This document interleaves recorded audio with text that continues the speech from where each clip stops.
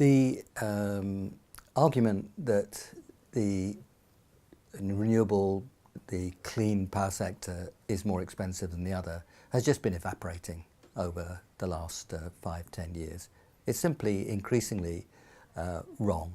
It does depend still a little bit where you are, but that's just straight wrong.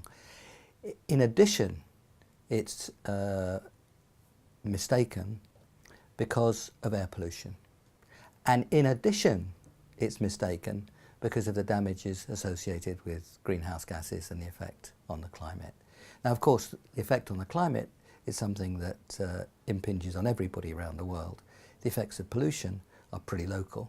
So if you just look at the straight cost, if you look at the pollution, if you look at the fundamentally important climate change story, they are simply not cheaper. And it's even stronger than that.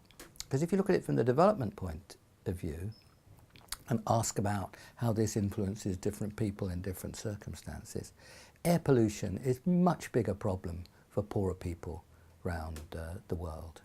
Whether it's in-hut air pollution or whether it's the pollution from transport and so on. So the pollution story is one which is very focused on poorer people.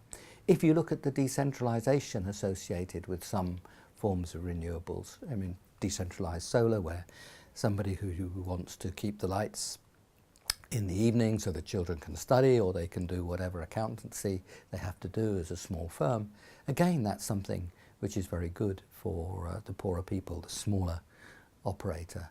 So if you look at it from the point of view of cost, just straight cost of the normal conventional kind, if you add the pollution costs, if you add the greenhouse gas costs, if you think about how it can bring in people, look after people in different circumstances, particularly poorer people, everywhere you look, the arguments are just very powerful.